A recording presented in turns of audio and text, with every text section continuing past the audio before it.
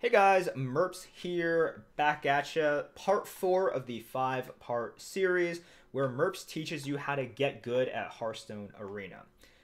This part, we are going to talk about playing your opponent. Now, the first part of that is risk assessment.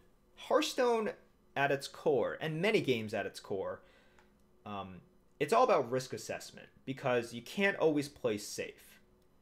If you always try to play safe, you're always going to lose. That's just the truth of it. So what's your goal? Your goal is to really minimize risks and not reduce it to zero because that's impossible. But minimize risks to try to prevent setbacks. But when setbacks do happen, and they will happen, you want to be able to survive the setbacks that you take. So it's two parts. You want to minimize setbacks, but whenever there is a setback, it should be something that you try to anticipate and you accept it, and you're able to survive and still win the game and still go above 7 wins. So what does that really mean? It means the more you know, the less you risk. And that means the more knowledge you have and the more you know about your opponent's hand, the less risk you are exposed to. And that makes a lot of sense, right? So let's figure out our opponent's hand. Before we go into this too deeply, I will say that this is more of an advanced tactic that you shouldn't focus on too much until you have a good sense of how to plan out your turn. So if you're still digesting part 3 of the video series, focus on that first. Don't focus on this. Part 3 is going to be more important, and it's going to be a necessary skill for you to have that before you go into this. Now, a lot of people talk about reading your opponent. It's this mystical, magical kind of thing, and you see poker movies where because some guy scratched their ear, they know that they have 2 specific cards.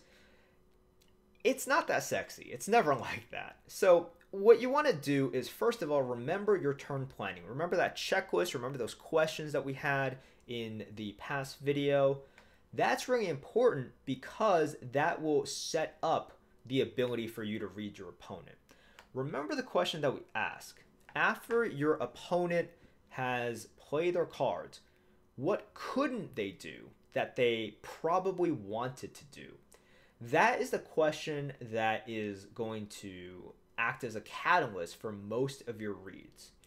And what you want to do is keep on tracking. So here is where I tell you guys, definitely get a program that helps you track cards, right? They have Deck Tracker, HS Deck Tracker. That's a very useful tool. There's other deck trackers out there as well, but you can use any of them. So what are reads? Reads are not the situation that I laid out, where someone takes 5 extra seconds on their turn and therefore you know that they have that specific card in the 3rd spot in their hand. Reads are mostly based on fundamental blocks. I keep on going back to this because that's how you should be thinking about the game. Fundamental blocks. It's almost never on exact cards, except when one card is super prevalent in the meta, or you have gone through 10 turns and you have systematically eliminated everything except for this one super powerful card, and you have identified the reason that they have not played until now. Other than that, it's based on fundamental blocks, which means when you're making a read and you're asking what couldn't they do, what you can say is they couldn't deal 2 AoE damage. They couldn't remove 1 large minion. They could not taunt, even though I went face and I'm putting them in danger. These are the reads that you want to be making, and they will help shape your turn. They will reduce the risk that you are being exposed to because you have more information. Now, the important thing is that reads must be refreshed, if not every turn, at least every other turn.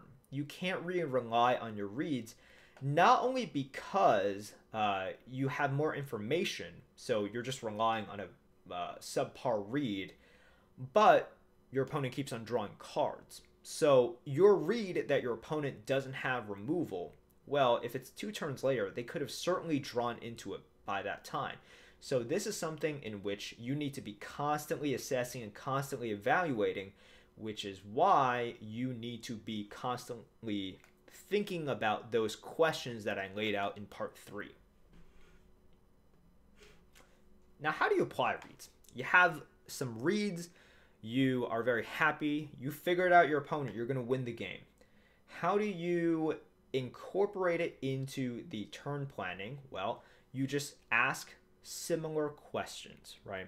What you want to do is you want to ask questions that say, okay, now that I know they can't do X, Y, and Z, how does that impact my decisions? Well, maybe some of your choices become a lot worse, and some of your choices become a lot better. Like one of the weaknesses of doing one of your plays was it's susceptible to AoE. If they have AoE, I lose more resources. Well, if you already have that read on last turn, that might become the clear-cut option. So once again, by applying reads, it's really a matter of inserting more questions into your turn planning and your thought process. And after you apply your read, and then you go, and then your opponent responds, you need to think about how did it turn out? And it won't always turn out well. If it turns out well, great job, pat yourself on the back. You made a correct read and you played well. But if you got a result that wasn't good, that wasn't what you expected, you need to seriously evaluate it. And first of all, just evaluate, were you wrong?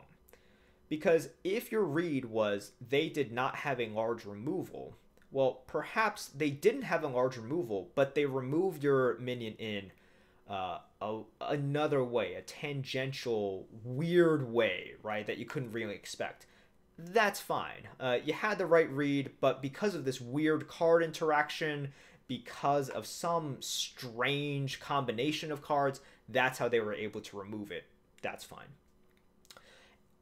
If you were truly wrong, though, if you didn't think that they had removal, but they just put out a very common removal, something that you should have anticipated, you need to think, why did I conclude that they didn't have a read in the first place?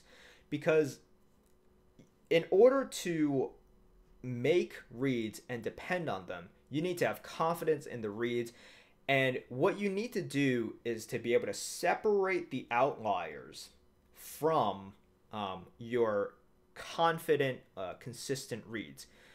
Your reads aren't always going to be correct, but whenever you're wrong, you want to be able to look at it and say, okay, was this just an outlier, as in maybe they top decked it and that doesn't really count, right? So you're saying, okay, I was correct actually, but they top decked the removal, so that really doesn't count. I was still correct. I can still rely on this. Or did you actually just make a bad read? Like you were convinced they didn't have X and then they played X and a card that they had a long time ago. And then you want to go through the process again. And by doing this over and over and over again, you're going to gain more and more confidence in your reads. And by doing that, you are going to significantly reduce the risk so that previously risky plays in your mind become less and less risky. So that's it. I mean, it's not an easy thing to do, right? It's a thing that you have to do on top of turn planning, and it's a lot of questions that you got to ask yourself in the middle of a turn. But I assure you guys, you will get better at it. And if you just apply and practice the things that we talked about in part 3 especially, but also part 4, this part, you will improve significantly in the arena. So having said that, let's move on to the last part of the video where we bring it all together and I tell you guys, how do you specifically get better? Not just within the game, but going from 3 wins to 7 wins. What does that pathway look like? How do we get there? See you guys in the next video.